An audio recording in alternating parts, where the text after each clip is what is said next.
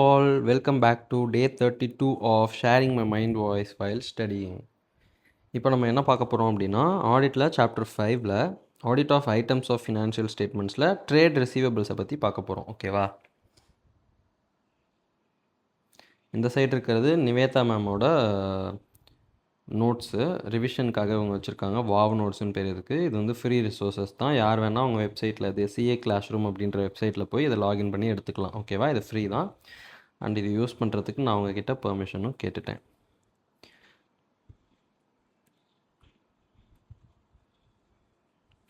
Trade receivables அப்படிங்கிறது ஒரு ஆர்கனைசேஷனோட balance ஷீட்டில் ஒரு முக்கியமான பார்ட்டுன்னு சொல்கிறாங்க. அடிக்கடி நம்ம இதை டெட்டார்ஸ்ன்னு சொல்லுவோம்னு சொல்கிறாங்க.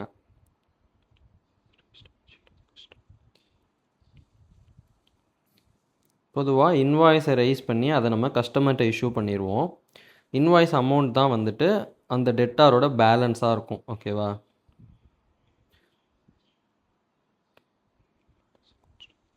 அந்த அமௌண்ட் வந்துட்டு அவங்க எப்போ பே பண்ணுறாங்களோ அது வரைக்கும் அதை வந்துட்டு நம்ம பேலன்ஸ் ஷீட்டில் அக்கௌண்ட்ஸ் ரிசீவபிள் அப்படின்ற இடத்துல வச்சுக்குவோம். இதெல்லாம் பேசிக்ஸ் நமக்கே தெரியும், இருந்தாலும் சொல்கிறேன்.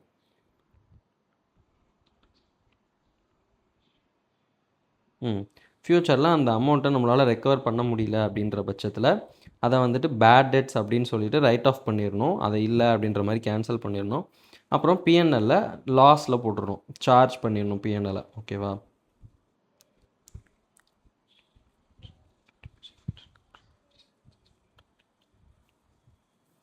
நம்ம வந்து டெட்டாஸோட ஆடிட் ப்ரொசீஜர்ஸை வந்துட்டு செக் பண்ணுறப்போ இன்டர்னல் கண்ட்ரோல்ஸ் ஓவர் சேல்ஸ் இருக்கு இல்லையா, அதோட எஃபெக்டிவ்னஸ் எப்படி இருக்குது அப்படிங்கிறத டெஸ்ட் ஆஃப் கண்ட்ரோல்ஸ் மூலியமாக செக் பண்ணணும். அது ரொம்ப இம்பார்ட்டண்ட் அப்படின்னு சொல்கிறாங்க. ட்ரேட் ரிசீவபிள்ஸில் என்னென்ன பாயிண்ட்ஸ் நம்ம கன்சிடர் பண்ணோம் அப்படின்னு சொல்கிறாங்க. போனஃபைட் சேல்ஸ் மட்டும்தான் ட்ரேட் ரிசீவபிள்ஸ்க்கு வந்திருக்கா அப்படிங்கிறத பார்க்கணும். ஓகேவா? அப்ரூவ்டு கஸ்டமர்ஸ்க்கு மட்டும்தான் நம்ம வந்துட்டு சேல்ஸ் பண்ணியிருக்கோமா அப்படிங்கிறத பார்க்கணும்.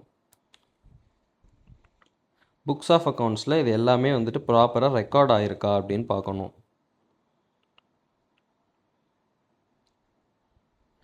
இப்போது ஒன்ஸ் அதை ரெக்கார்ட் பண்ணிட்டோம் அப்படின்னா அந்த டெட்டாரை எப்படி செட்டில் பண்ணி முடிக்கணும் அப்படின்னா, எய்தர் கேஷ் வந்துருச்சு அப்படின்னா அதை வந்து முடிச்சுக்கலாம்.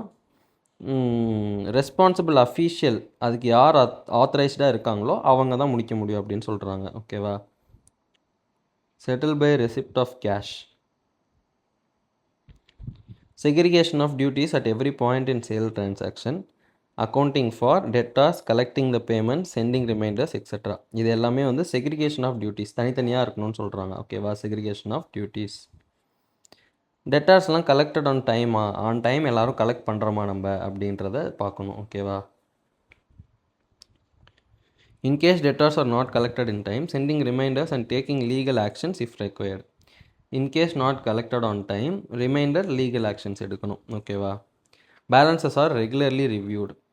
ஓகேவா? பேலன்ஸஸை ரெகுலராக ரிவ்யூ பண்ணுறோமா அப்படின்னு பார்க்கணும். A proper system of follow up exist and if necessary adequate provision for bad debt.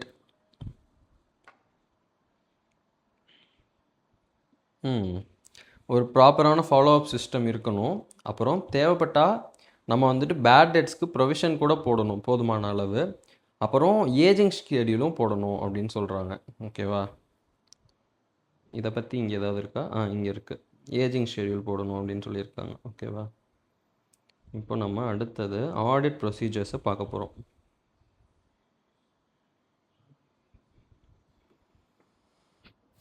First existence அப்படிங்கிற அசர்ஷனை பற்றி நம்ம ட்ரேட் ரிசீவபிள்ஸில் எக்ஸிஸ்டன்ஸ் எப்படி இருக்குது அப்படிங்கிறத பற்றி பார்க்க போகிறோம். ஓகேவா?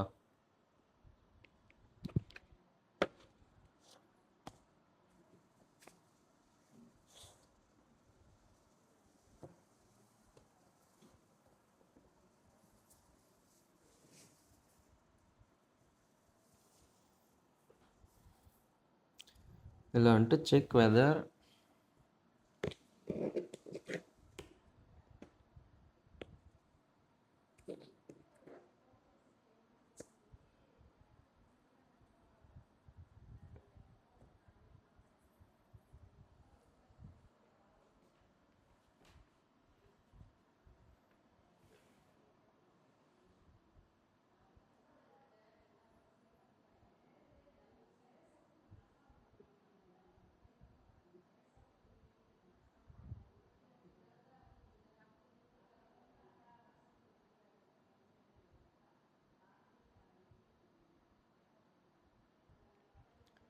என்ன சொல்கிறாங்க அப்படின்னா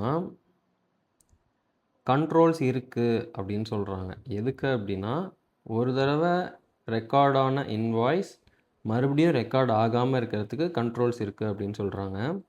அப்புறம் ரிசீவபிள் பேலன்சஸ் இருக்குது இல்லையா, அது வந்துட்டு ஜென்ரல் லெஜரில் ஆட்டோமேட்டிக்காக போய் ரெக்கார்ட் ஆகிடும் அப்படின்னு சொல்கிறாங்க. ஒரிஜினல் இன்வாய்ஸை போட்டாலே ஆட்டோமேட்டிக்காக ஜென்ரல் லெஜரில் அது போய் ரெக்கார்ட் ஆகிடும் அப்படின்ற மாதிரி சொல்கிறாங்க. இதெல்லாம் இந்த கண்ட்ரோல்ஸ்லாம் அங்கே இருக்கா அப்படின்றத பார்த்துக்க சொல்கிறாங்க. ஓகேவா?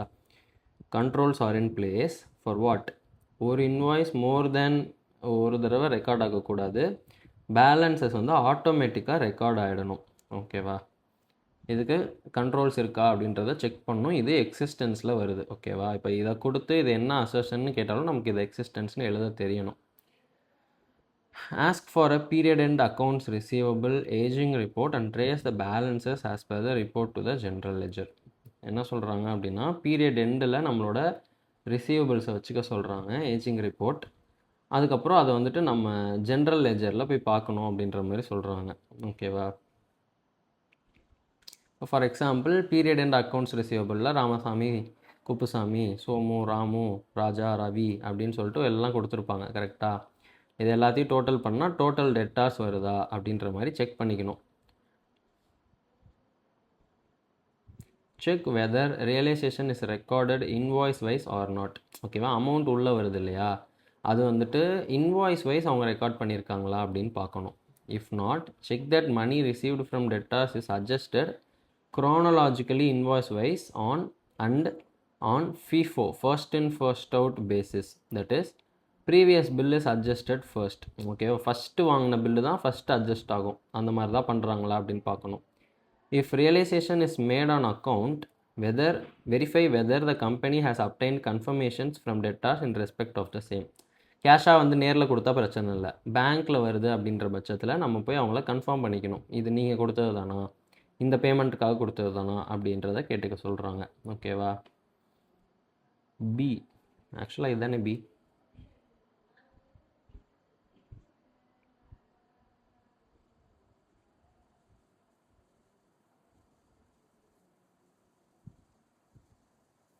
Sorry guys, realization invoice wise இருக்கான்னு பார்த்துக்கணும். Large balance due for long time, இது வந்து 4th பாயிண்ட்டு. 3rd பாயிண்டில் வந்துட்டு ஒரே வார்த்தையாக கொடுத்துட்டாங்க, சரி ரியலைசேஷன் ரெக்கார்டு இன்வாய்ஸ் வைஸ். ஓகேவா? Record invoice wise or not check the money received from debtors is adjusted chronologically. Invoice wise இல்லைன்னா என்ன பண்ணணும் அப்படிங்கிறத இங்கே கொடுத்துருக்காங்க. குரோனலாஜிக்கலாக பண்ணுறாங்களா அப்படிங்கிறத பார்த்துக்கணும். ஓகேவா? அப்புறம் வந்துட்டு ரியலைசேஷன் வந்து அக்கௌண்ட்டில் வந்துச்சு அப்படின்னா டெட்டார்ஸ் வந்துட்டு அவங்க தான் கொடுத்துருக்காங்களா அப்படிங்கிறத வாங்கிக்கணும், கன்ஃபர்மேஷன் பண்ணிக்கணும் அப்படின்னு சொல்கிறாங்க. ஏதாவது ஒரு லார்ஜ் பேலன்ஸ் ஆஃப் டியூ வந்துட்டு ரொம்ப நாளாக அமௌண்ட் வராமலே இருக்குது அப்படின்னா ஆடிட்டர் அதுக்கு ரீசன் கேட்கணும், அதை ஜஸ்டிஃபை பண்ணணும். இல்லைனா நம்ம பாட்டிக்கு இஷ்டத்துக்கு இவன் டெட்டார் இவன் எனக்கு காசு தரணும் அப்படின்னு சொல்லிட்டு கம்பெனி முடிகிற வரைக்கும் அதை அப்படியே டெட்டாராகவே வச்சு நம்ம இது பண்ணிக்கலாம். தேவையானப்பெல்லாம் டெட்டார்ஸ் க்ரியேட் பண்ணிக்கலாம், அசட்டை ஏற்றுறதுக்கெலாம். ஓகேவா? ஸோ அது வந்து ரொம்ப நாளாக ஏதாவது வராமல் இருக்குது அப்படின்ற பட்சத்தில் அதோட ரீசன்ஸ் கேட்கணும். ஓகேவா? ரீசன்ஸ் கேட்டால் பார்த்தா அது ஜஸ்டிஃபிகேஷன்ஸும் கேட்கணும். ஓகேவா? ஜஸ்டிஃபிகேஷன்ஸ் கேட்கணும். அடுத்தது direct confirmation procedure. Direct confirmation ப்ரொசீஜர்னு தனியாகவே இங்கே வந்துட்டு ஒரு லைன் ஐட்டமாகவே கொடுத்துட்டாங்க. இது என்ன அப்படின்னா நம்ம டெட்டார்ஸ்கிட்டேயே போயிட்டு உண்மையாலுமே நீங்கள் இவங்களுக்கு காசு தரணுமா அப்படின்ற மாதிரி கேட்டுறது. ஓகேவா? A significant and important audit activity is to contact customers directly and ask them to confirm the amounts of unpaid accounts receivable as the end of the reporting period under audit.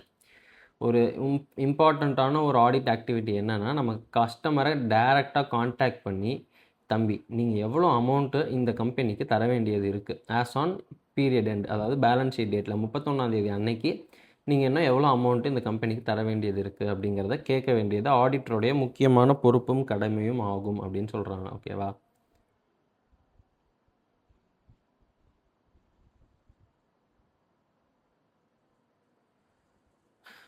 Significant account balances இருக்குது அப்படின்னா அவங்க எல்லாரையும் இந்த மாதிரி நம்ம தனித்தனியாக phone அடித்து கேட்கணும். அதே சமயத்தில் சின்ன சின்ன அவுட்ஸ்டாண்டிங்ஸ் இருக்கவங்களையும் ரேண்டமாக செலக்ட் பண்ணி நம்ம கேட்கணும் அப்படின்ற மாதிரி சொல்கிறாங்க. ஓகேவா?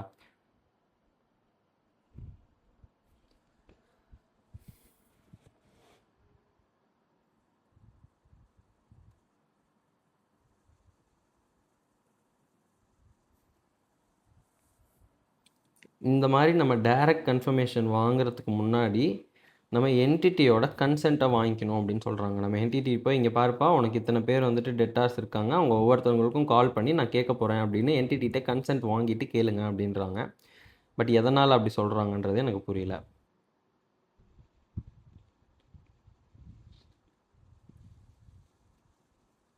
ஒரு சில சுச்சுவேஷன்ஸில் வந்துட்டு வேணாம், என் டெட்டார் தான் அவன், அவனுக்கு காசு தரணும், ஆனால் நீங்கள் அவனுக்கு ஃபோன் அடிச்செல்லாம் கேட்காதீங்க, அது ஒரு மாதிரி சங்கட்டமாக போயிடும் அப்படின்ற மாதிரி ஏதாவது சொல்லுவாங்களாட்டுக்கு, என்னன்னு தெரில. அந்த மாதிரி கேசஸில் auditor should consider whether there is a valid grounds for such a request. ஓகேவா, அதுக்கு வேலிடாக ஏதாவது ரீசன் இருக்கா, நீங்கள் வந்து கேட்டிங்கன்னா மேபி அவங்க எங்களோட கான்ட்ராக்டே கேன்சல் பண்ண வாய்ப்பு இருக்குது அப்படின்ற மாதிரி இருக்கலாம்.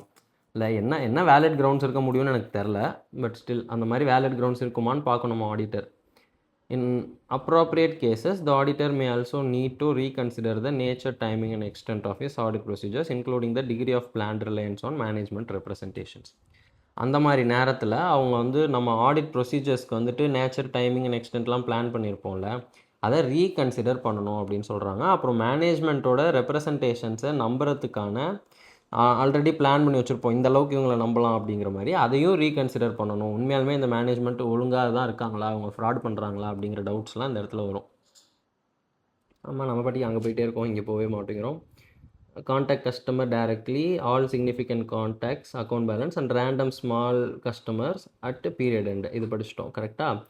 அடுத்தது கன்சென்ட், என்டிட்டி கிட்ட கன்சென்ட் வாங்கிக்கணும். அப்புறம் தேர்ட் பாயிண்ட் தான் இப்போ நம்ம படிக்கிறோம் கரெக்டாக. Super. The trade receivables may be requested to confirm the balances either as at the date of balance sheet or as at any other selected date which is reasonably close to the date of balance sheet. அதுதான் இங்கே சொல்லியிருக்காங்க. Balance sheet, any other close to balance sheet. Consult COYA அப்படின்னா சரி, படிக்க புரியும். The date should be decided by the auditor in consultation with the company. அப்போ இது company, ஓகேவா, கம்பெனி சிஓவில் ஆரம்பித்து ஒயில் முடிக்குது இல்லை, அதனால் இது company. Okay. The form of requesting confirmation from the trade receivables may be either the form with balance outstanding as per the company where in the trade receivable is requested to respond whether or not he is in agreement with the balance shown. அதாவது எப்படி நம்ம வந்து confirmation வாங்கலாம் அப்படின்னா, நம்மளே ஒரு balance போட்டு கொடுத்துட்றது. இங்கே பாருங்கள், நீங்கள் இந்த கம்பெனிக்கு இவ்வளோ அமௌண்ட்டு தர வேண்டியது இருக்குது அப்படின்னு நம்ம அமிச்சிட்டோன்னா அவங்க எஸ்ஸா நோவா அப்படின்ற மாதிரி ரெஸ்பாண்ட் பண்ணால் போதும். இன்னொரு வெரைட்டி என்ன அப்படின்னா, the form without any balance mentioned therein wherein the trade receivable is requested to respond with the balance outstanding as per his records. The use of the form without any balance is preferable.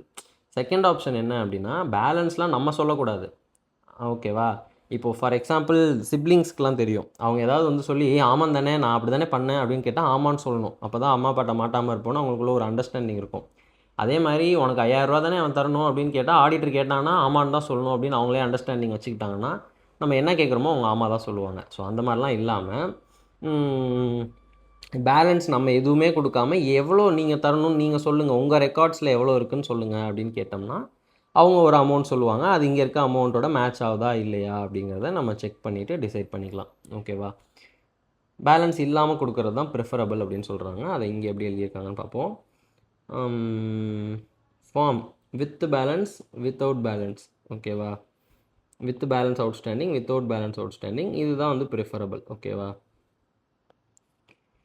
The method of selection of the trade receivables to be circularized should not be revealed to company until the trial balance of the trade receivable ledger is handed over to the auditor. A list of trade receivables selected from confirmation should be given to the entity for preparing request letters for confirmation, which should be properly addressed.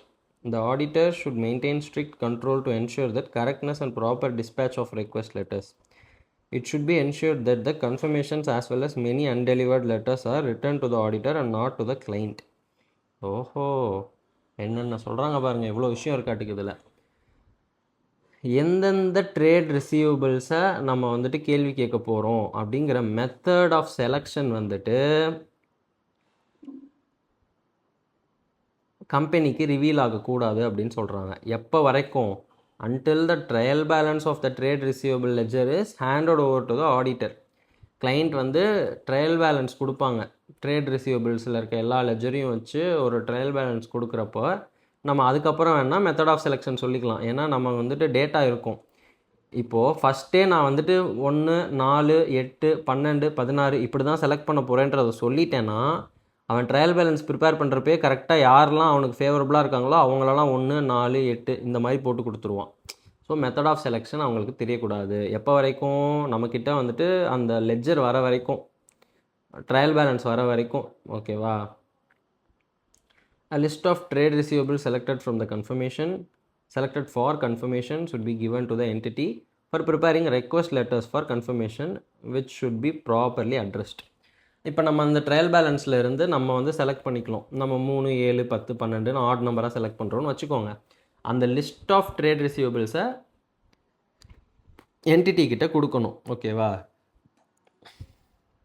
Entity என்ன பண்ணுவாங்க, letters of confirmation அப்படின்னு சொல்லிட்டு ஒரு ரெக்வெஸ்ட்டை prepare பண்ணுவாங்க. அந்த லெட்டரை வந்து ப்ராப்பராக அட்ரஸ் பண்ணி அந்த கம்பெனியோட பேர் இடம்லாம் போட்டு அனுப்பணும். ஆடிட்டர் இதில் என்ன பண்ணும், இதெல்லாம் மேனேஜ்மெண்ட் தான் பண்ணுவாங்களாட்டுக்கு. ஓகேவா? அந்த கன்ஃபர்மேஷன் லெட்டர் க்ரியேட் பண்ணுறதெல்லாம் வந்துட்டு என்டிட்டி தான் பண்ணுவாங்களாட்டுக்கு. ஏன்னா அவங்க தானே டீல் பண்ணுறாங்க. So the auditor should maintain strict control to ensure the correctness and proper dispatch of request letters. Auditor என்ன பண்ணணும், ஒரு ஸ்ட்ரிக்ட் கண்ட்ரோல் மெயின்டைன் பண்ணணும். எதுக்கு அப்படின்னா அந்த லெட்டர்லாம் கரெக்டாக இருக்கா, உண்மையாலுமே நம்ம எதிர்பார்க்குற வார்த்தைகளை தான் அவங்க யூஸ் பண்ணியிருக்காங்களா, நம்ம எதிர்பார்க்குற ஃபேக்டை வெரிஃபை பண்ணுறதுக்கு தான் அவங்க லெட்டர் எழுதியிருக்காங்களா அப்படின்னு பார்க்கணும். இல்லைனா அவன் வேறு ஏதாவது எழுதி கொடுத்துருவான், அவங்களும் எஸ்ன்னு அனுப்பிச்சு கொடுத்துருவாங்க, நமக்கு பர்பஸ் சால்வ் ஆகாது. அப்புறம் அது ப்ராப்பராக டிஸ்பேச் ஆகுதா, இல்லை எழுதி இவனே வச்சுக்கிறானா, இவனே ரிப்ளை கொடுத்துக்கிறானா அப்படிங்கிற மாதிரி ஏதாவது இருக்கும்னு நினைக்கிறேன். ஆஃப் ரெக்வஸ்ட் லெட்டர்ஸ் போகிற வரைக்கும் ஸ்ட்ரிக்டாக இருக்கணும். அப்புறம் it should be ensure that confirmations as well as any undelivered letters. இப்போ கன்ஃபர்மேஷன் மெயில் திருப்பி வருதுன்னு வச்சுக்கோங்க, அது எல்லாமே ஆடிட்டருக்கு தான் வரணும், கிளைண்ட்டுக்கு போகக்கூடாது. புரியுதா? இப்போ ஃபார் எக்ஸாம்பிள் நம்ம 100 பேருக்கு லெட்டர் கொடுத்துருக்கோம், அதில் வந்துட்டு 90 பேர் கரெக்டாக இருக்குன்னு சொல்லிட்டான், 10 பேர் தப்பாக இருக்குன்னு சொல்லிட்டான்னா கிளைண்ட் வந்து இந்த 90 நம்ம கையில் கொடுத்து மிச்சம் 10 பேர் என்னன்னு தெரில சார் ரிப்ளை பண்ண மாட்டேங்கிறாங்க அப்படின்னு சொல்லிடுவார். ஸோ என்ன ஆகும், கிளைண்ட்டுக்கு இல்லை அதை வந்துட்டு ஏதாவது மாற்றலாமா, இல்லை அவங்களுக்கு ஃபோன் அடித்து பணம் கொடுக்குறேன் நீ வந்து இதை கரெக்டாக கொடு அப்படின்னு அந்த இடத்துக்கே விடக்கூடாது. ரிட்டன் வர எல்லா மெயிலும் டூ அட்ரஸ் போட்டு ஆடிட்டருக்கு தான் ஸ்ட்ரைட்டாக வரணும் அப்படின்ற மாதிரி சொல்கிறாங்க. ஓகேவா? அனுப்புறது மேனேஜ்மெண்ட், ஆனால் திரும்ப வர வேண்டியது ஆடிட்டருக்கு அப்படின்னு சொல்கிறாங்க. அதாவது ரெண்டுமே சொல்கிறாங்க, கன்ஃபர்மேஷன் வந்தாலும் ரிப்ளை வந்தாலும் நமக்கு தான் வரணும், அந்த லெட்டரை என்னால் டெலிவரே பண்ண முடியல அப்படின்ட்டு திருப்பி வந்தாலும் அது நமக்கு தான் வரணும். ஓகேவா? அவனுக்கு போகக்கூடாது. இதெல்லாம் இங்கே எப்படி சொல்லியிருக்காங்கன்னு பார்ப்போமா. மெத்தட் ஆஃப் செலெக்ஷன் ரிவீல் பண்ணக்கூடாது until trial balance or trade receivable ledger is sent நமக்கு. ஓகேவா? டிஸ்கிரிபன்சிஸ் இருந்துச்சு அப்படின்னா எங்கே அது அடுத்த பாயிண்ட்டா.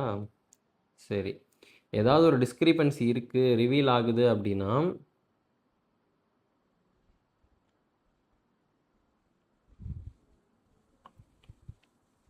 இப்போ ஏதாவது ஒரு டிஸ்கிரிபன்சி இருக்குது, அதனால் நம்ம அடிஷ்னலாக சில டெஸ்ட்டை கேரி பண்ணுறோம் அப்படின்ற பட்சத்தில் ஆடிட்டர் என்ன பண்ணலாம் அப்படின்னா இந்த அக்கௌண்ட் இல்லாமல் ஒரிஜினலாக நம்ம ஒரு சாம்பிள் எடுத்தோம்ல 1, 3, 7 அது இல்லாமல் மற்ற அக்கௌண்ட்ஸையும் கன்சிடர் பண்ணணும். ஏன்னா இப்போ ஒன்றில் தப்பு இருக்குன்னா இன்னொன்றுலையும் தப்பு இருக்க வாய்ப்பு இருக்குது. ஸோ அதையும் பார்த்துக்கணும் அப்படின்ற மாதிரி சொல்கிறாங்க. The company should be asked to investigate and reconcile the discrepancy if any.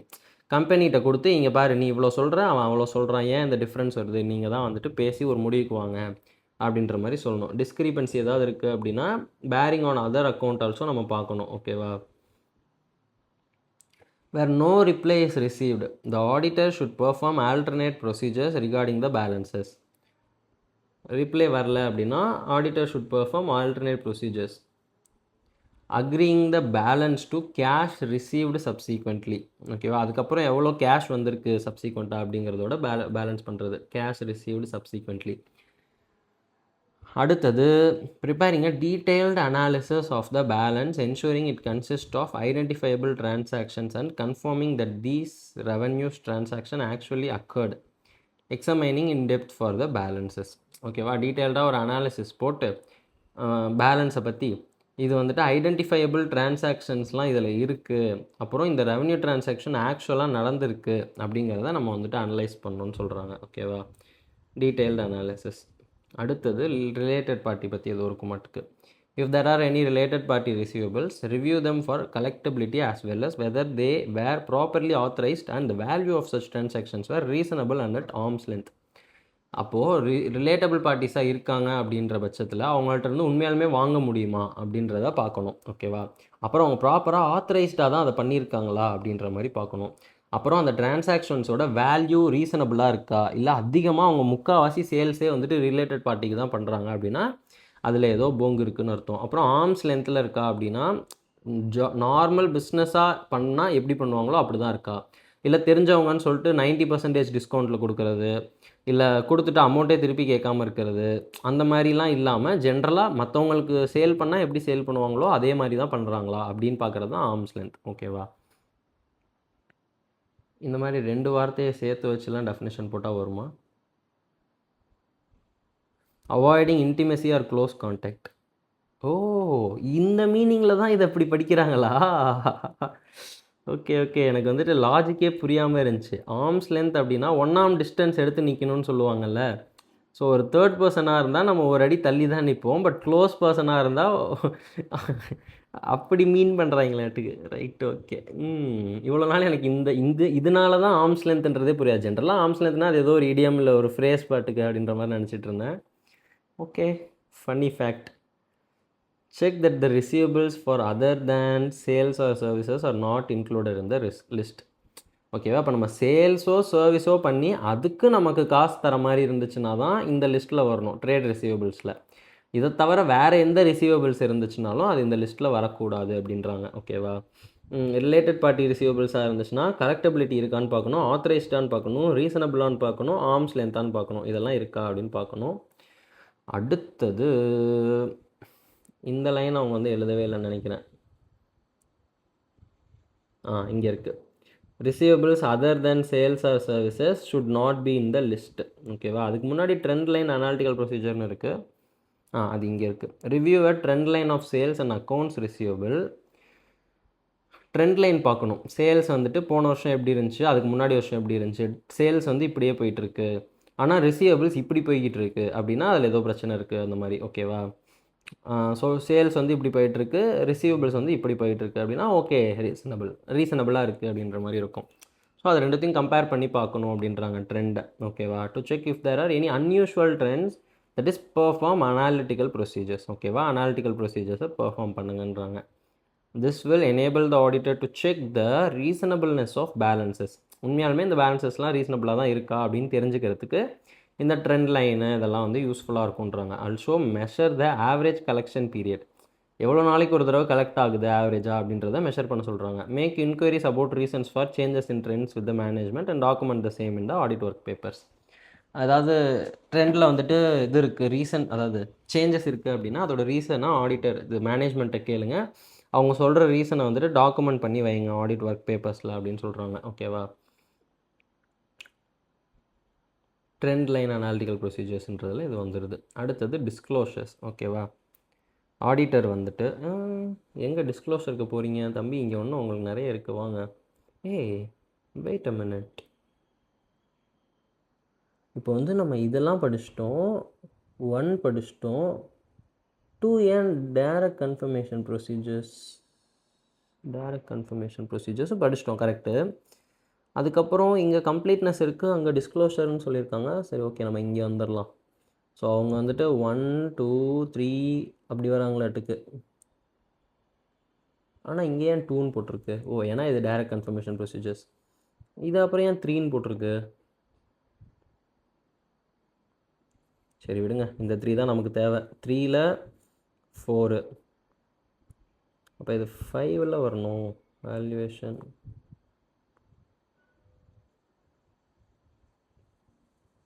சரி தெரில, நம்பராக முக்கியம், படத்தை பாடுறா அப்படின்ற மாதிரி இருக்குது எனக்கு. ஸோ கம்ப்ளீட்னஸ் தான் பார்க்க போகிறோம். இருங்க, ஒரு நிமிஷம் தண்ணி மட்டும் குடிச்சுக்கிறேன்.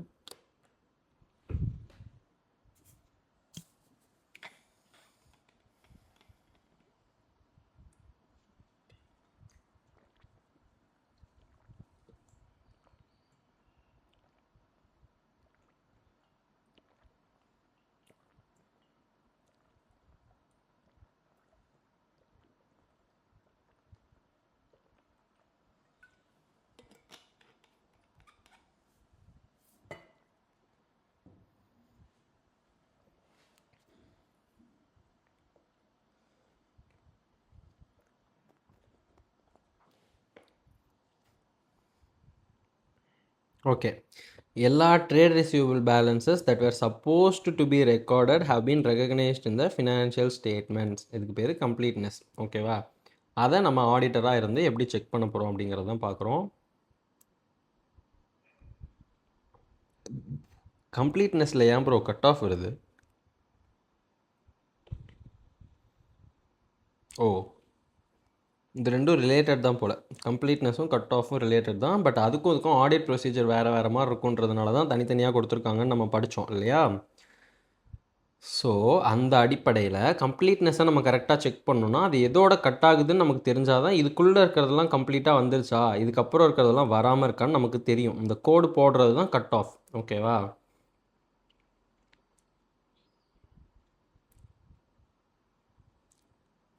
இந்த மாதிரி கட் ஆஃப் லைன் போடல அப்படின்னா சேல்ஸ் வந்துட்டு ஒன்று அண்டர் ஸ்டேட் ஆகிடும், இல்லைனா ஓவர் ஸ்டேட் ஆகிடும். பிகாஸ் அந்த கோடு தானே சேல்ஸ் நடந்துகிட்டே இருக்குது. இந்த கோடை இங்கே போட்டோம் அப்படின்னா கரெக்டானது, இதே இங்கே போட்டோம்னா ஓவர் ஸ்டேட் ஆகிடும், இதெல்லாம் சேர்ந்து வந்துடும். இதே இங்கே போட்டோம்னா அண்டர் ஸ்டேட்டட் ஆகிடும், இதெல்லாம் வந்து மிஸ் ஆகி போயிடும்.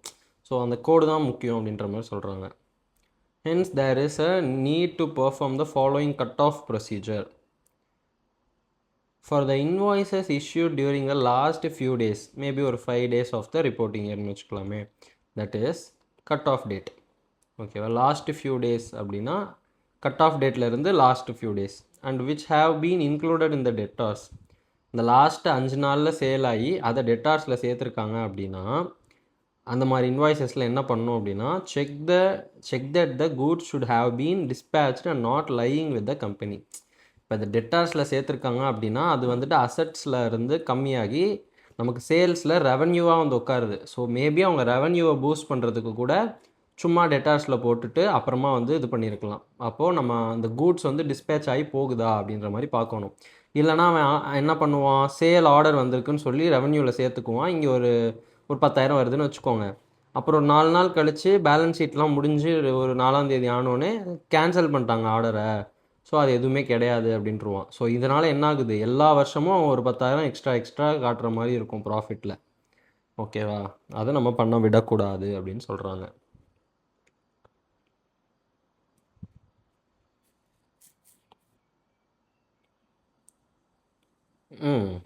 ஓகே. அது வந்துட்டு சேல்ஸை எக்ஸ்ட்ரா காட்டுறதுக்கு அப்படி பண்ணியிருந்தான். பட் இப்போ என்ன சொல்கிறான் அப்படின்னா அந்த கட் ஆஃப்க்கு முன்னாடி டிஸ்பேச் ஆன எல்லா கூட்ஸும் அவன் இன்க்ளூட் பண்ணிட்டானான்னு பாருங்கள் அப்படின்ற மாதிரி சொல்கிறாங்க. ஓகேவா? அதை வந்து டெஸ்ட் செக் பேசிஸில் பார்த்துக்கணும் அப்படின்ற மாதிரி சொல்கிறாங்க. ஓகேவா?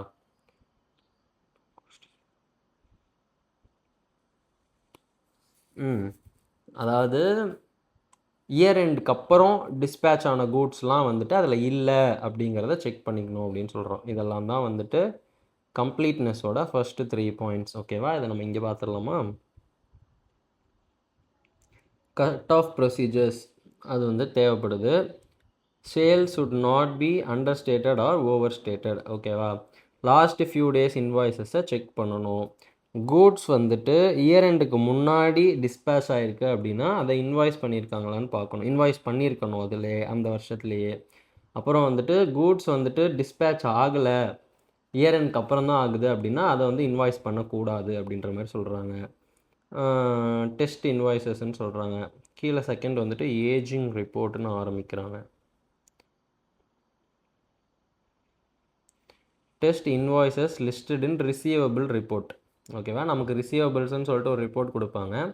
அதில் என்னென்ன இன்வாய்ஸஸ் இருக்கோ அதெல்லாம் டெஸ்ட் பண்ணணும் அப்படின்ற மாதிரி சொல்கிறாங்க. Select few invoices from the accounts receivable ageing report.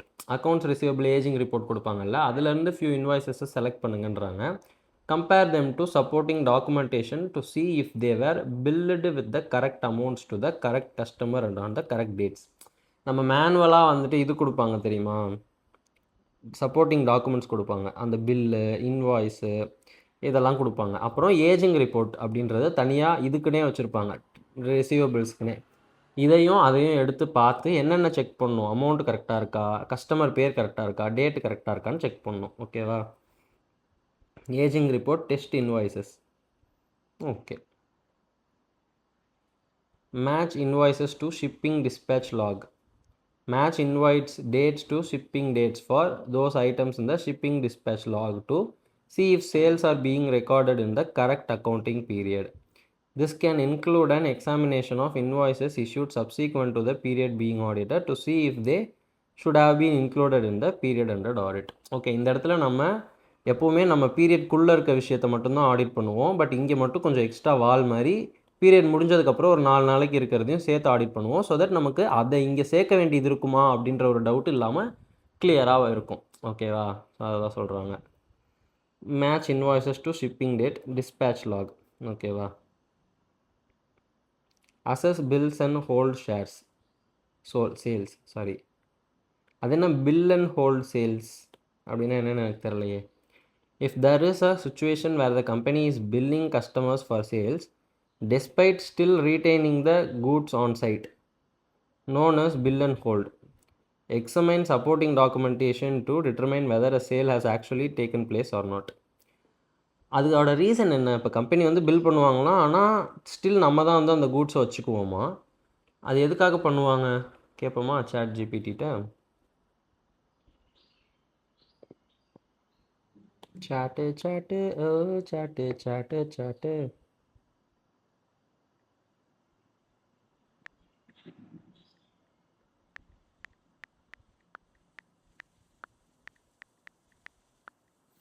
நான் ஏதோ தப்பாக தான் அடிக்கிறேன்னு நினைக்கிறேன், பட் அதுக்கு புரியும்.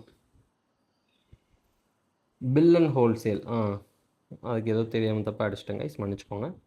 Bill and wholesale, not hold and sale. Okay, what is bill and wholesale? Bill and wholesale is a transaction where the seller issues the invoice to the customer. The customer has agreed to buy and usually has a legal ownership. சரி, okay, but the seller continues to keep the goods on its own warehouse instead of delivering them immediately. Example, 100 computer invoice கொடுத்தாச்சு, goods delivered, sale is completed. In bill and hold arrangement, invoice கொடுத்துருவோம், goods not delivered, ஏன்னா இன்னும் ஒரு மாதம் நீங்களே வச்சுருங்க அப்படின்ற மாதிரி சொல்லுவாங்க. ABC continues hold wise. Okay okay guys, இப்போ வந்துட்டு கஸ்டமர் அந்த மாதிரி கேட்டாங்கன்னா நம்ம பில் பண்ணிட்டு ஹோல்ட் பண்ணுவோம் மாட்டுக்கு. In some situations customers may ask like that. அந்த மாதிரி சுச்சுவேஷனில் ஆடிட்டர் ஹேஸ் டு வெரிஃபை ஆக்சுவலாகவே அவங்க வந்து சேல்லாம் பண்ணிவிட்டு அதை நீங்கள் வச்சுக்கங்கன்னு சொல்லியிருக்காங்களா, இல்லை அப்படி சொன்ன மாதிரி இவங்க கணக்கு காட்டி சேல்ஸை இன்க்ரீஸ் பண்ணுறாங்களா அப்படிங்கிறத ஆடிட்டர் செக் பண்ணணும். அதுதான் சொல்கிறாங்க. ஓகேவா? பில் அண்ட் ஹோல்ட் சேல்ஸில். அடுத்தது, review the receiving log to see if the company has recorded an inordinately large amount of customer returns after the audit period, which would suggest that the company have shipped more goods near the end of the audit period than what the customers had authorized to initiate the profits, inflate the profits of the company. இது நான் சொன்னேன் already. கம்பெனியோட profit increase பண்ணுறதுக்காக year end டைமில் நிறைய சேலை போட்டு year end முடிஞ்சு அந்த கோட்டை தாண்டினோடனே திருப்பி அந்த சேல்லாம் ரிவர்ஸ் ஆகி கேன்சல் ஆகி ரிட்டர்ன் ஆகி வர மாதிரிலாம் காமிப்பாங்க. ஓகேவா? ஸோ அந்த மாதிரி விஷயங்களெல்லாம் தவிர்ப்பதற்கு என்ன பண்ணலாம் அப்படின்னா, இந்த லாகை வாங்கி பார்க்கணும், ரிசீவிங் லாகை வாங்கி பார்க்கணும் அப்படின்ற மாதிரி சொல்கிறாங்க. ஓகேவா? யூஸ்வலாகவே அங்கே ரிட்டர்ன்ஸ்லாம் இருக்கும், பட் நம்ம அதெல்லாம் கண்டுக்கணும்னு அவசியம் இல்லை. இன்னார்டினேட்டாக லார்ஜாக இருக்குது, ஆர்டினரியாக இருந்தால் பிரச்சனை இல்லை. இன்னார்டினேட்டாக லார்ஜாக இருக்குது, இப்போ யூஸ்வலாக எப்போவுமே வந்துட்டு ஒரு நாளைக்கு ஒரு 5 ரிட்டன் வந்துட்டு தான் இருக்கும் அப்படின்னா அது ஓகே. சரி, இப்போ 100 இது விற்கிறாங்க, அதில் 5 ரிட்டன் ஆகுது, இட்ஸ் ஓகே, இட்ஸ் நார்மல் அப்படின்ற மாதிரி இருக்கலாம். அந்த பேலன்ஸ் ஷீட் எண்டு டைமில் மட்டும் 100 விற்றாங்க அப்படின்னா 50 ரிட்டர்ன் ஆகுதுன்னா சம்திங் ஃபிஷ்ஷி அப்படின்ற மாதிரி நம்ம பார்க்கணும். ஓகேவா? Review the process of giving discounts, incentives and check whether the same were given as per the company's policies, general industry trends. இப்போ திடீர்னு என்ன பண்ணுவாங்க, டிஸ்கவுண்ட்டு இன்சென்டிவ்ஸ்லாம் அள்ளி வாரி இறப்பாங்க. என்னன்னு பார்த்தா அதில் ஏதாவது ஒரு லூப் ஹோலில் பிளாக் மணியை ஒயிட் மணியாக மாற்றுற மாதிரிலாம் ஏதாவது இருக்கும். ஸோ அந்த மாதிரி இருக்கிறதெல்லாம் வந்துட்டு கம்பெனியோட பாலிசி படி தான் அவங்க வந்துட்டு டிஸ்கவுண்ட் கொடுக்குறாங்களா, இன்சென்டிவ் கொடுக்குறாங்களா, அண்ட் ஜென்ரலாக இண்டஸ்ட்ரியில் எல்லோரும் இப்படி கொடுக்குறாங்களா, ஏன்னா இவங்க மட்டும் கொடுக்குறாங்கன்னா அப்போ சம்திங் ஃபிஷி அப்படிங்கிற மாதிரி இருக்கும். ஸோ இதெல்லாம் செக் பண்ணிக்கணும் அப்படின்றாங்க. இதில் எங்கே இருக்குது டிஸ்கவுண்ட், இன்சென்டிவ்ஸ். ஓகேவா? அடுத்தது கிரெடிட் மெமோஸ் இருக்கா அப்படின்ற மாதிரி பார்க்கணும். கிரெடிட் மெமோஸை வாங்கி ரிவ்யூ பண்ணணும் அப்படின்னு சொல்கிறாங்க. சாம்பிள் பேசிஸில் அதை எடுத்து நம்ம ஆடிட் பீரியடில் அதை இஷ்யூ பண்ணியிருப்பாங்க இல்லையா, அதை வந்து ப்ராப்பராக ஆத்தரைஸ்டாக இருக்கிறது தான் அதாவது ப்ராப்பராக ஆத்தரைஸ்டு பர்சன் தான் அதை இஷ்யூ பண்ணியிருக்காங்களா அப்படின்னு பார்க்கணும். அது வந்து கரெக்டான பீரியடில் இஷ்யூ பண்ணியிருக்காங்களா அப்படின்றதையும் பார்க்கணும். ஓகேவா? அப்புறம் கிரெடிட் மெமோஸ் இருக்கு இல்லையா, பீரியட் நம்ம இயர் எண்ட் முடிஞ்சதுக்கப்புறம் ஏதாவது இஷ்யூ பண்ணியிருந்தாங்கன்னா அதையும் ரிவ்யூ பண்ணணும் அப்படின்னு சொல்கிறாங்க. எதுக்கு? நம்ம பீரியட்குள்ளே வர வேண்டியதாக இருந்திருக்கும், ஆனால் அது அப்புறமா இஷ்யூ பண்ணியிருப்பாங்க. ஸோ பீரியட் முடிஞ்சதுக்கப்புறமும் கொஞ்சம் இதை எடுத்து கிரெடிட் மெமோஸ் எடுத்து நம்ம வந்து அனலைஸ் பண்ணணும். நம்ம பீரியட்குள்ளே வரதா இல்லை உண்மையாலுமே அது அதுக்கப்புறம் தான் வந்ததா அப்படின்ற மாதிரி. Where any deduction has been made against bill, check the reason and correspondence for the same. ஏதாவது ஒரு பில்லில் வந்துட்டு ஒரு டிடக்ஷன் பண்ணியிருக்காங்க அப்படின்னா அது எதுக்காக ரெடியூஸ் பண்ணியிருக்காங்க அப்படின்றத பார்த்துட்டு அதோட கரஸ்பாண்டன்ஸையும் செக் பண்ணணும் அப்படின்னு சொல்கிறாங்க. ஓகேவா? அடுத்தது வேல்யூவேஷன். வேல்யூவேஷன் கிரெடிட் மெமோ முடிஞ்சிருச்சா? அப்போ வேல்யூவேஷன் போகிறோம். ஆக்சுவலாக நம்ம ஃபுல்லாகவே முடிக்க போகிறோமா கைஸ்? எக்ஸிஸ்டன்ஸ் முடிச்சாச்சு, டைரக்ட் கன்ஃபர்மேஷன் முடிச்சாச்சு. அப்போது வேல்யூவேஷனும் டிஸ்க்ளோசர்ஸும் மட்டும்தான் இருக்கா? வேல்யூவேஷன்ஸ் டிஸ்க்ளோஷர்ஸ் முடிச்சிட்டா மாஸ் கைஸ். ரொம்ப மகிழ்ச்சியாக இருக்குது.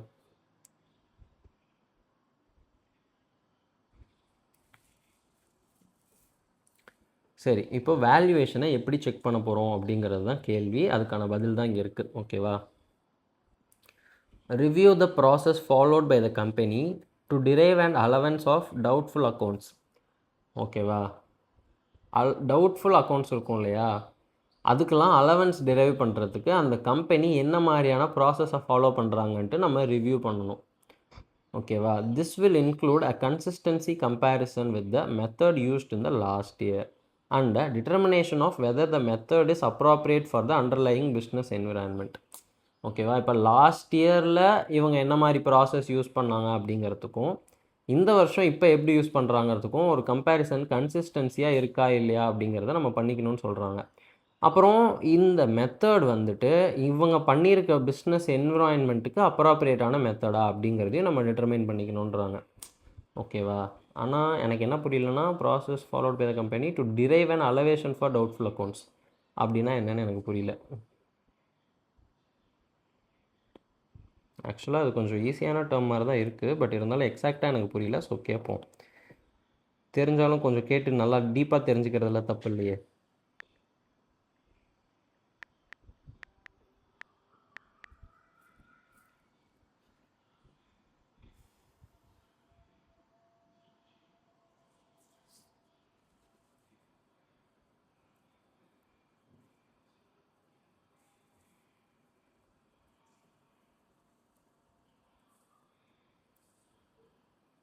ஓகே, நான் நினச்சது கரெக்டு தான்.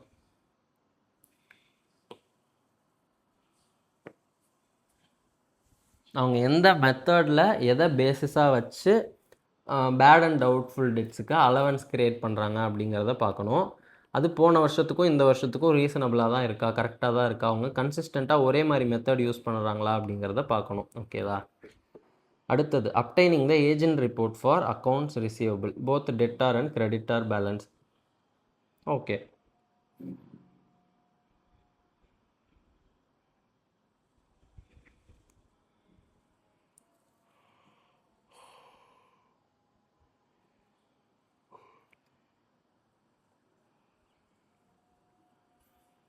ஆக்சுவலாக அவங்க வந்துட்டு ஃபஸ்ட் பாயிண்ட்டையும் செகண்ட் பாயிண்ட்டையும் சேர்த்து ஏஜிங் ரிப்போர்ட்டுன்னு போட்டாங்கன்னு நினைக்கிறேன். ஓகேவா? ஆனால் அவங்க ஃபஸ்ட் பாயிண்ட்டே போடல கைஸ். அலவன்ஸ் பற்றி அவங்க எதுவுமே போடல பாருங்கள். கம்பெனி வந்து எப்படி அலவன்ஸ் மேக் பண்ணுறாங்கன்னு பார்க்கணும், அது கன்சிஸ்டண்ட்டாக இருக்கான்னு செக் பண்ணணும். ஓகேவா? இது ஃபஸ்ட் பாயிண்ட்டு. செகண்ட் பாயிண்ட் வந்துட்டு ஏஜிங் ரிப்போர்ட் வாங்கணும், அதுதான் இங்கே ஸ்டார்ட் ஆகிருக்கு. ஓகேவா? Also obtain the list of debtors under litigation and compare with previous year. Okay, debtors under லிட்டிகேஷனை வாங்கி ப்ரீவியஸ் இயரோட கம்பேர் பண்ணணும் அப்படின்ற மாதிரி சொல்கிறாங்க.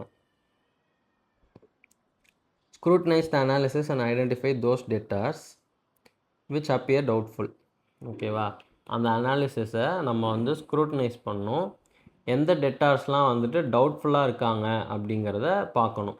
இது வந்துட்டு டவுட்ஃபுல் டெட்டார்ஸ் யார் அப்படிங்கிறது அனலைஸ் பண்ண வேண்டியது என்டிட்டி, அதாவது நம்மளோட கிளைண்ட்டு. அவங்க பண்ணதை நம்ம ஸ்க்ரூட்டனைஸ் பண்ணணும். ஓகேவா? Discuss with management about reasons as to why these debtors are not included in the provision for bad debts. In case அதில் யாராவது நமக்கு டவுட்ஃபுல்னு ஃபீல் ஆகி அவங்க அதை டவுட்ஃபுல்னு வைக்கலை அப்படின்னா நீங்கள் ஏன் வந்து இதை பேட் டெட்ஸ்க்கு ப்ரொவிஷன் போடுறப்ப இவங்கள இன்க்ளூட் பண்ணல அப்படின்னு கேட்கணும். Perform further testing where any disputes exists. இப்போ என்ன சொல்கிறாங்க, நமக்கும் அவங்களுக்கும் இதில் ஏதாவது ஒரு மிஸ் அண்டர்ஸ்டாண்டிங்கோ இல்லை ஒரு டிஃப்ரென்ஸ் ஆஃப் ஒப்பீனியனோ இருக்குது அப்படின்னா ஃபர்தராக டெஸ்ட் பண்ணி கரெக்டாக ப்ரூவ் பண்ணணும். எதர் நம்ம அவங்க இதுக்கு போகணும் இல்லை அவங்கள நம்ம எதுக்கு வர வைக்கணும் அப்படின்ற மாதிரி சொல்கிறாங்க. He should check if provisions are made at appropriate rates considering the recoverability of amounts due. ஓகேவா, ப்ரொவிஷன்ஸ் எல்லாம் வந்துட்டு சரியான பர்சன்டேஜ் யூஸ் பண்ணி பண்ணுறாங்களா அண்ட் ரெக்கவரபிலிட்டி ஆஃப் அமௌண்ட் டியூவை கன்சிடர் பண்ணி பண்ணுறாங்களா அப்படிங்கிறத பார்க்கணும். ஓகேவா, டவுட்ஃபுல் அப்படின்னா டவுட்ஃபுல்லாக இருந்தால் பார்க்கணும், அதை டிஸ்கஸ் பண்ணணும். ஓகேவா, ப்ரொவிஷன்ஸ் கரெக்டாக போடுறாங்களா அப்படின்றத பார்க்கணும். Rate, amounts due, recoverability of amount due வச்சு கரெக்டாக போடுறாங்களான்னு பார்க்கணும். அடுத்தது ஷெட்யூல் ஆஃப் மூவ்மெண்ட்டுன்றாங்க. Prepare schedule of movement of bad debts, provisions accounts and debt written off and compare the proportion of bad debt expenses to sales for the current year in the comparison to the previous years to see if the current expense appear reasonable. பாஸ்ட்டில் வந்துட்டு ஒரு 1%, 1.01%, 1.2% இந்த மாதிரியே தான் இருந்திருக்கு bad டெட்ஸு. But இந்த வருஷம் சேல்ஸில் வந்துட்டு 10% காசு திருப்பி வரவே இல்லை அப்படின்னா இட்ஸ் நாட் ரீசனபிள், எங்கேயோ தப்பு நடந்திருக்கு அப்படின்ற மாதிரி பார்க்கணும். ஸோ அந்த பாஸ்ட் ட்ரெண்டை வந்து கம்பேர் பண்ணி பாருங்கள் அப்படின்ற மாதிரி சொல்கிறாங்க. ஓகேவா, check that write offs of the receivable balances have been approved by an appropriate authority, that is the board of directors in case of a company. So வந்துட்டு ஒரு டெட்டை, அதாவது ஒரு டெட்டாரை நீ இவன் தரமாட்டான் அப்படின்னு சொல்லிட்டு ரைட் ஆஃப் பண்ணுறது இருக்குது பார்த்தீங்களா, இது வந்துட்டு ஒரு ஒரு பயங்கரமான வேலை. நம்ம ஒரு ஸ்டாஃபை வந்து அவங்க அந்த கம்பெனிக்குள்ளே அமுச்சு இந்த வேலையை வந்து செய்கிறாங்க அப்படின்ற மாதிரி சொன்னோம் அப்படின்னா அசால்ட்டாக நம்ம வந்து ஒரு 100 கோடிக்கு பர்ச்சேஸ் பண்ணிவிட்டு அந்த கம்பெனியில் ஒரு ஸ்டாஃப் அனுப்பி என்னை பேட் டெட்டுன்னு சொல்லிட்டு ரைட் ஆஃப் பண்ண சொல்லிடு அப்படின்னு இந்த வேலையை, இந்த ஃப்ராட் வேலையை மட்டும் பார்த்துட்டோன்னா அந்த 100 கோடி நமக்கு லாபம். ஸோ இது வந்துட்டு ப்ராப்பராக ஆத்தரைஸ்டு பர்சன் தான் வந்துட்டு இதை பண்ணணும். ஓகேவா, அது கரெக்டாக பண்ணுறாங்களா அப்படின்ற மாதிரி பார்த்துக்கணும். அவ்வளோதான், இதெல்லாம் முடிஞ்சிடுச்சா. Approved by appropriate authority, board of directors in case of company. என்ன பண்ணுறதுக்கு அப்படிங்கிறது வந்து ரிசீவபிள்ஸை ரைட் ஆஃப் பண்ணுறதுக்கு. ஓகேவா, ரைட் ஆஃப் பண்ணுறது அப்ரூவ்டு பை அப்ரோப்ரியேட் அத்தாரிட்டியான்னு பார்த்துக்கணும். அடுத்தது கீழே என்னவோ எழுதி இருக்காங்க, இங்கேருந்து ஆரம்பிக்குது கைஸ். டிஸ்க்ளோஷர்ஸ். அடுத்தது disclosure requirement for trade receivable பார்க்குறோம். ஓகேவா, check that the restatement of foreign currency trade receivables have been done properly in accordance with AS 11. ஓகேவா, ஃபாரின் கரன்சி ட்ரேட் ரிசீவபிள்ஸ் இருந்துச்சு அப்படின்னா AS 11 சொல்கிற மாதிரி அதை கரெக்டாக ரீஸ்டேட்மெண்ட் பண்ணியிருக்காங்களா அப்படின்னு பார்க்கணும். ஃபாரின் கரன்சி இருக்குது அப்படின்னா அது AS 11 ஏற்ற மாதிரி கரெக்டாக பண்ணியிருக்காங்களான்னு பார்த்துடணும். Okay, proper disclosure of related party transaction regarding receivables have been made as per in AS 24 or AS 18. Okay, இதுவும் ஈஸி தான். ரிலேட்டட் பார்ட்டி டிரான்சாக்ஷன்ஸில் கரெக்டாக இருக்கணும். Ensure that the transactions with parties covered under Section 189, Register of Contracts and Arrangements in which directors are interested of the Companies Act 2013 are reported properly in Companies Act or Companies Auditors Report Order CARO 2020. Okay, இந்த வந்துட்டு transactions with directors இருக்கு இல்லையா, அது section 189 சொல்கிறாங்க. அதை கேரோவில் ப்ராப்பராக report பண்ணுறாங்களா அப்படின்றத பார்த்துக்கணும். ஓகேவா, டிரான்சாக்ஷன்ஸ் அண்டர் செக்ஷன் 189 அது கேரோவில் நம்ம ரிப்போர்ட் பண்ணுறோமா அப்படிங்கிறத பார்த்துக்கணும். அடுத்தது ensure whether the following disclosures as required under Schedule 3 Part 1 to the Companies Act 2013 are made for each amount disclosed under the hearing trade receivable heading trade receivable. Trade receivable ageing schedule இப்படி தான் இருக்கும் guys. ஓகேவா, ageing ஷெட்யூல்னு சொல்கிறாங்கல்ல, அது இப்படி தான் இருக்கும். So நம்ம வந்து அதை கொஞ்சம் பொறுமையாக நல்லா அண்டர்ஸ்டாண்ட் பண்ணிக்கலாம். ஓகேவா, first particulars. Undisputed trade receivables considered good. அதில் outstanding for the following periods from due date of payment. Due date முடிஞ்சு 6 மாதம் கூட ஆகலை, அன்டிஸ்பியூட்டட் ட்ரேட் ரிசீவபிள் கண்டிப்பாக வந்துடும் அப்படின்னா இங்கே போடணும்.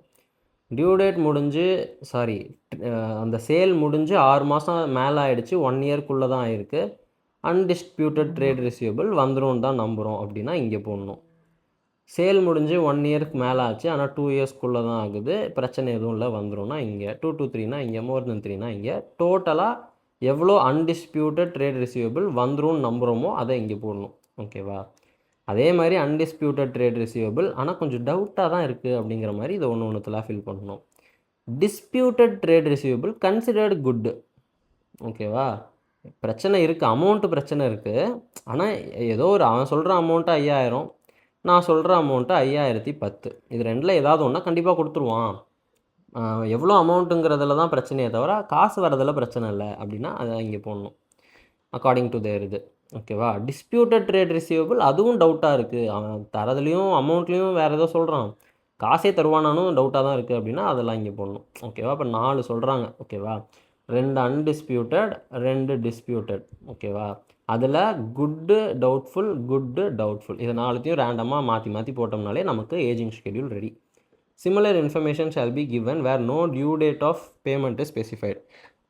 In that case, disclosure shall be from the date of the transaction. இதெல்லாம் டியூ டேட்டில் இருந்துவா? நான் டேட் ஆஃப் சேல் இருந்து நினச்சிட்டு இருக்கேன் கைஸ், சாரி கைஸ், தப்பாக சொல்லிட்டேன். டியூ டேட் முடிஞ்சு 6 மாதம் ஆச்சு, அதாவது நான் சேல் பண்ணி ஒரு 3 மாதம் உனக்கு கிரெடிட் பீரியட் கொடுத்துருந்தேன், அதுக்குள்ளே அவன் தரணும்லாம் நான் எதிர்பார்க்கல. அவன் டியூ டேட் அன்றைக்கும் அவன் தரல, அந்த டியூ டேட்டே முடிஞ்சு 6 மாதம் ஆச்சு, அதுவும் அவன் தரல, ஆனாலும் அவனை நான் குட்டுன்னு நம்புகிறேன் அப்படின்னா அவன் எவ்வளோ பெரிய க்ரீன் ஃபாரஸ்ட்டாக இருப்பான்னு பாருங்கள். இன்னுமாடா எங்களை நம்பிட்டு இருக்கீங்க அப்படிங்கிற மாதிரி இருக்கும், பட் ஸ்டில் யா, இதுதான் வந்துட்டு ageing schedule guys. Unbilled dues shall be disclosed separately. ஓகேவா? நமக்கு காசு வர வேண்டியது இருக்குது, ஆனால் அது இன்னும் பில் பண்ணல அப்படின்றாங்க, அப்புறம் எப்படி அது டியூ ஆகும் தெரியல. ஓகே, டிஸ்க்ளோஷரில் secured considered good, unsecured considered good, doubtful. Okay, debts due by directors or other officers, firm and company in which directors is a partner, director, member. அவ்வளோதானா? Okay, trade receivable shall be subclassified as secured considered good, unsecured considered good, doubtful. அதுதான் இங்கே கொடுத்துருக்காங்க. ஓகேவா?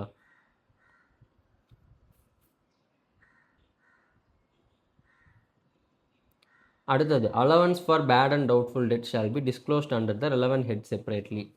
தனியாக வந்துட்டு bad and doubtful டெட்ஸ்க்கு allowance எவ்வளோ கொடுத்துருக்காங்க அப்படிங்கிறத தனியாக டிஸ்க்ளோஸ் பண்ணுங்கள் அப்படின்ற மாதிரி சொல்கிறாங்க. Debts due by directors or other officers of the company or any of them either severally or jointly with any other person. அதாவது directors or other officers of the company or any of them either severally or jointly with any other person. ஓஹோ, okay, டைரக்டர்ஸோ ஆஃபீஸர்ஸோ கடன் தரணும் அப்படின்னா அதை தனியாக disclose பண்ணணும். இதில் second point என்ன அப்படின்னா, அவங்க டைரக்டர்ஸ் தனியாகவோ இல்லை வேறு எந்த பர்சன்ஸ் கூட சேர்ந்தாவதோ கடன் தர வேண்டியது இருந்தால் அதையும் டிஸ்க்ளோஸ் பண்ணணும். ஓகேவா? firms or private companies respectively in which any director is a partner or a director or a member should be separately disclosed. ஓகேவா? ஏதோ ஒரு ஃபேமோ ப்ரைவேட் கம்பெனியோ இருக்குன்னு வச்சுக்கோங்க, நம்ம டேரக்டர் வந்து அந்த ஃபேமில் பார்ட்னராக இருந்தாலோ இல்லை அந்த ப்ரைவேட் கம்பெனியில் டேரக்டராக இருந்தாலோ ஒரு மெம்பராக இருந்தாலோ, டேரக்டராக இருந்தாலும் சரி ஷேர் ஹோல்டராக இருந்தாலும் சரி ப்ரைவேட் கம்பெனியில், அவங்க தனிப்பட்ட முறையில் டிஸ்க்ளோஸ் பண்ணப்படணும் அப்படின்னு சொல்கிறாங்க. ஏன்னா அவங்க கடன் தரதுங்கிறது வந்து இட்ஸ் டிஃப்ரெண்ட் ஃப்ரம் அதர்ஸ். ஓகேவா? Debts due by directors and officers of the company. ஓகேவா? இது வந்துட்டு தனியாக நம்ம டிஸ்க்ளோஸ் பண்ணணும்னு சொல்கிறாங்க. அண்ட் அவ்வளோதான் கைஸ், இப்போ இதை வச்சு நம்ம என்ன முடிச்சிட்டோம்?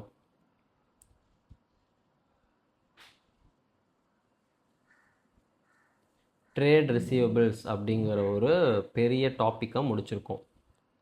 இவ்வளோ தான் ட்ரேட் ரிசீவபிள்ஸ். இதை தான் நம்ம வந்துட்டு எக்ஸாமில் எழுதணும். அவங்க கேட்டாங்கன்னா இதை நம்ம எழுதுறதுக்கு தெரிஞ்சிருந்தால் போதும். Okay guys, I will see you in the next video. Until then, spread positivity.